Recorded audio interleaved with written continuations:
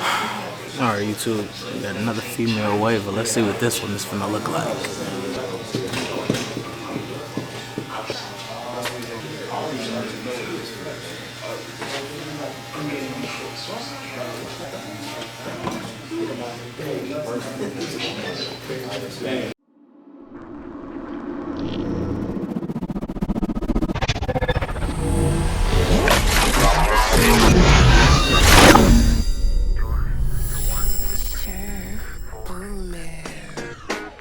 Yo, what's going on YouTube? It's your boy Beam. I hope everybody is having an amazing Sunday.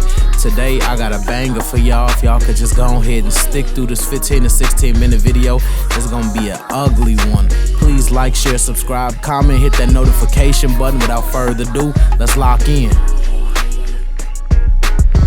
Yo, so to kick this video off, I want to go in using my gold comb, and I want to basically lift this pattern. This girl been using a do-rag, so a lot of her waves are compressed. You want to go through with a gold comb or any comb in your arsenal and lift this pattern before you run a guard through it. My next step is to go in with a number 2 guard on my wall 1919s, and I'm going with the grain. I'm doing light strokes. I want to make sure that this crown stay intact, but also want to make sure that the waves will be solidified after every stroke. Always brushing one, always fading one, and ensuring that this haircut is coming out perfect.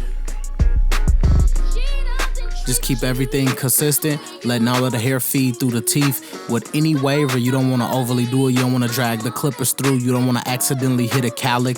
If you don't know they have calics in their head, just take your time. Let the clippers ride over the top of the hair and let the hair feed through the teeth of the guard. And it will ensure that you're able to get that one desired length haircut. And that's going to always be the mission with a waver. It's just ensuring that all of the hair is even and it remains dark and those waves are intact.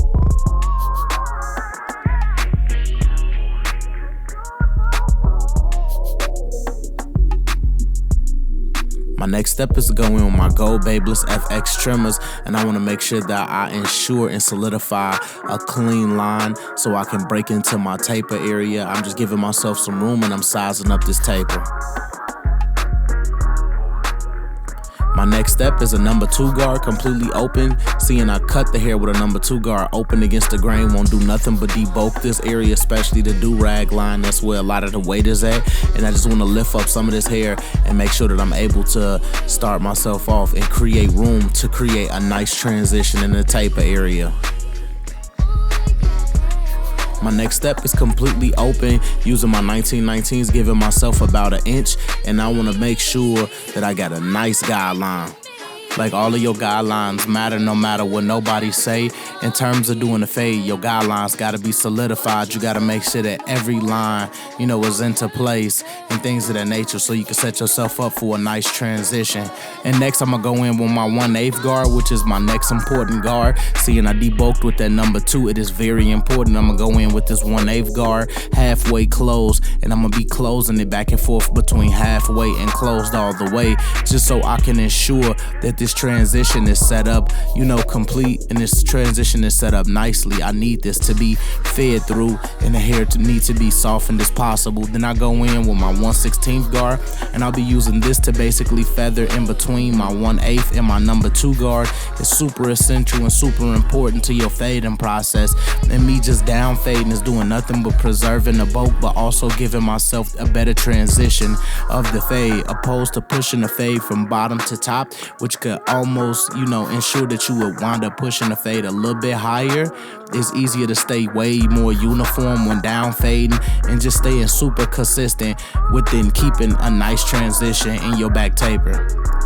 My next step, I'm gonna drop my clippers completely closed, and when my clippers completely closed, I'm gonna fade this line out, line by line, starting closed, and I'm gonna go halfway. And once I go about halfway and notch in this area, I'll be able to ensure that I got a nice, clean, transitional fade right here. That's my objective. I want to give y'all a nice transition, make sure that her neck taper is superb.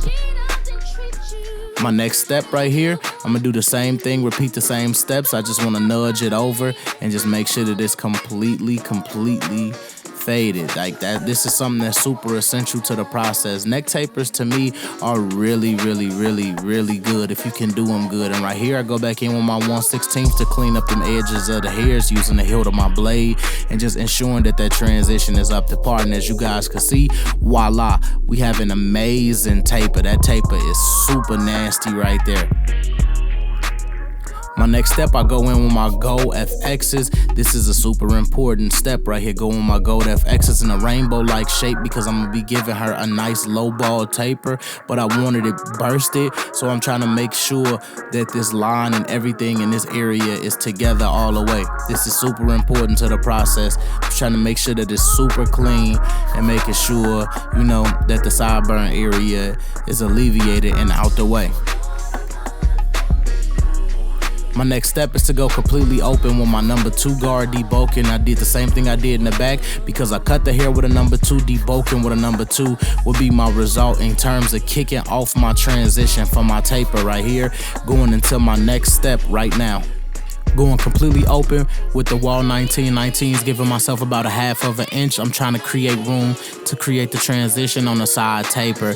And then now going into my 1/8 guard, which is my number 1 guard, using this to blend between the number 2 and the open just to soften it up and feather it up before I go in with my 1/16. But this is a real essential guard to this side of the taper because not only am I going up using the hilt of my blade, I'm going to get the hair behind the ear where it's kind of dark at, and I want to basically lift the hair and let the hair feed through the teeth so I can get a consistent taper, which all in all will give me a consistent transition. My next step is completely closed, and I'm gonna blow this area out as well. Shout out to Germ Boomin for the beats too. When I told y'all Germ do anything, samples, regular beats, whatever it is, that boy Germ different, and I just appreciate him so much for bringing this hit together for me on my channel and putting a nice sample together. My next step is a 1/16, and I want to use this 1/16 basically to detail in between my fade and ensure that that transition is up to par. So as you guys can see, I'm using the edge of my blade and I'm using my whole blade, and I got a clean side taper.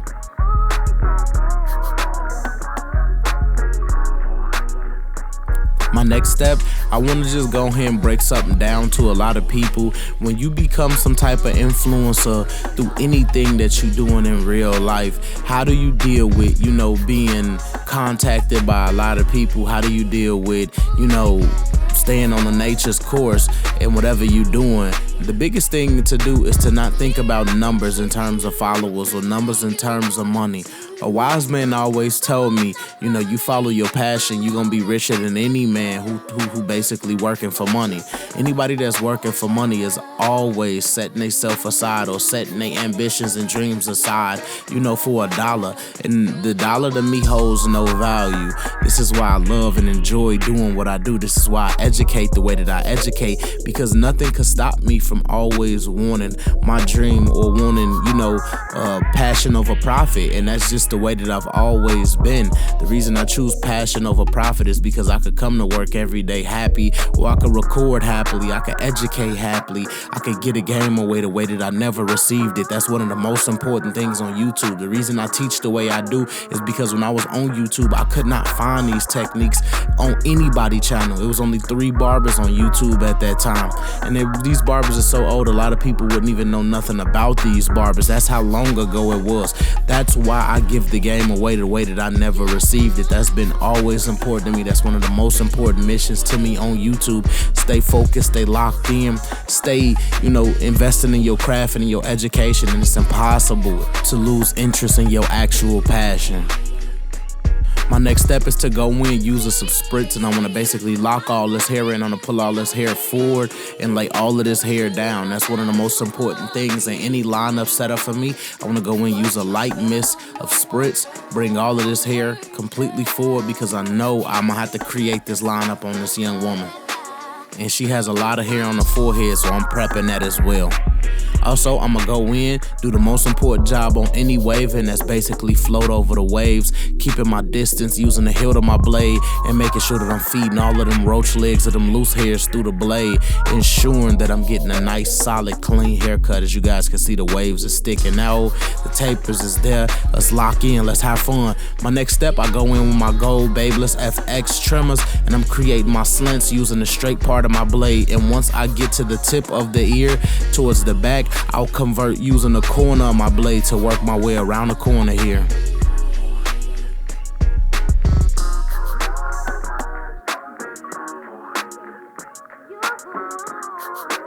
Always taking my time, looping more than once, and ensuring that every hair is in place. I want this taper to look as clean as possible, but also I need this line work as solidified as possible, because that's what make my work, 10 times better. My line work is inevitable. That's why a lot of people come to me that my line work is ridiculous, and I appreciate that through everybody who book appointments because they want the beam experience. One thing I like about this client right here, my sister actually put me on with this client. She works with my sister, so this girl got her own YouTube. Her link will be in the description. You will be able to watch, her interview or her video with her basically experiencing $100 haircut for the first time, and I just think it's super dope. So as you guys can see, I'm dealing with a lot of room and a lot of hair in the front, so I want to basically go in, plant in the middle, give myself a nice solidified area, and work my way to the left slowly, because I will have to open this area up just to ensure that I'm giving her a super straight and symmetrical lineup. That's the best thing about any client who has a lot of hair on their forehead, is that you have to create these lineups, and this really tell you what type of barber you are, and this will also show your creative imagination, and it'll also show your vision for the actual look. Some people would think that I dug too far into the lineup, but I'm making sure that this woman lineup is super intact, super perfect, and I just want to make sure that I stretch it out just enough so you guys can see a nice clean line.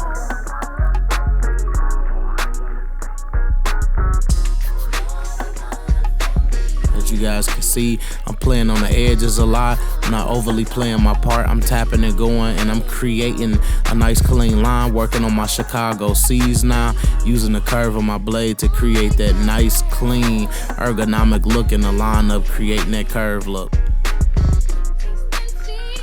Repeating the same steps here, starting in the middle to reset myself and working all the way to the right. And I just want to slowly but surely tap and go with my line, because I got hitters. I don't want to be able to scar this woman. I don't want to cut her at all, but I also want to create a solidified, nice, hard line, just so I can ensure that this lineup will be amazing. That's always been, my thing, my gist. I want to make sure and ensure that all of my lineups are super great. So using the same techniques here, I did my vertical bar. Then I'm just ensuring that I'm doing the Chicago C and creating a nice ergonomic curve to her lineup, just to give it some pop, some flesh, some flavor.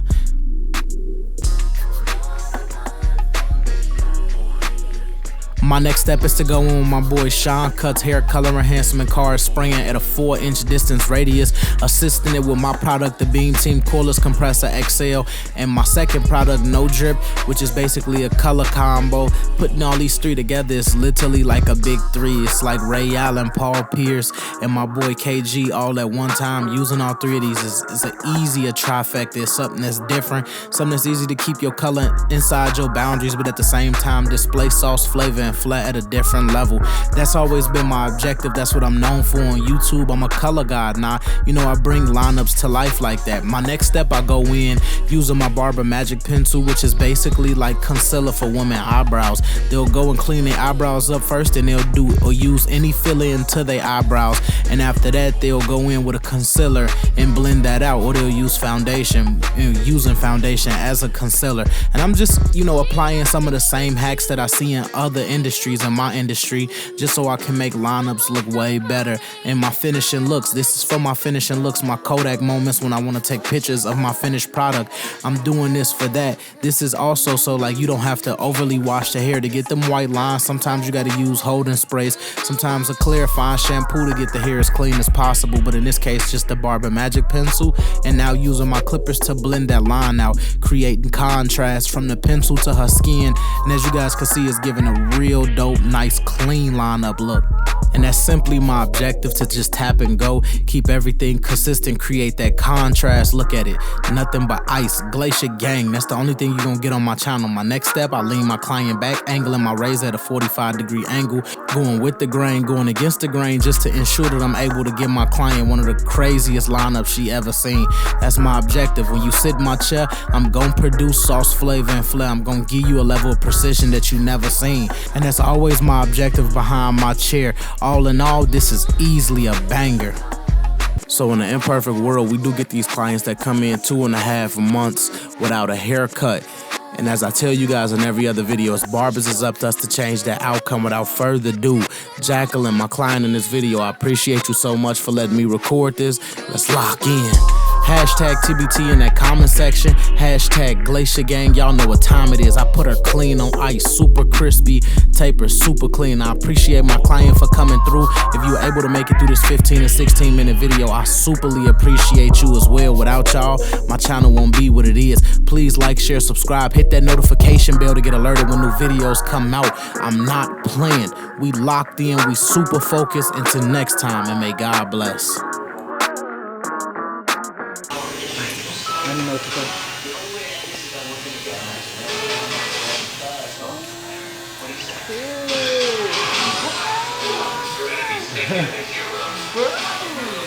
Okay.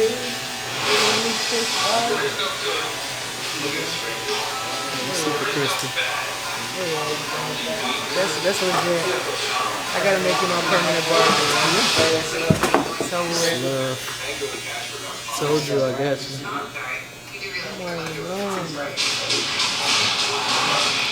That was 2 months, 2.5. What? that was 2 months and a half. That was a 2.5 month wolf. Let me know what y'all think about that one in the comment section. Yo, what's good? It's OBM coming back with that crack. If you can't hang with the game because your butt still potty trained, this is not for you. Just got a haircut from Mr. Get Bean. You feel me?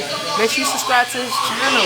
And if you like my haircut, show some love to the kid too. Subscribe to my channel. It's gonna be in the link in the description below. Thank you. I appreciate you, man. Hey.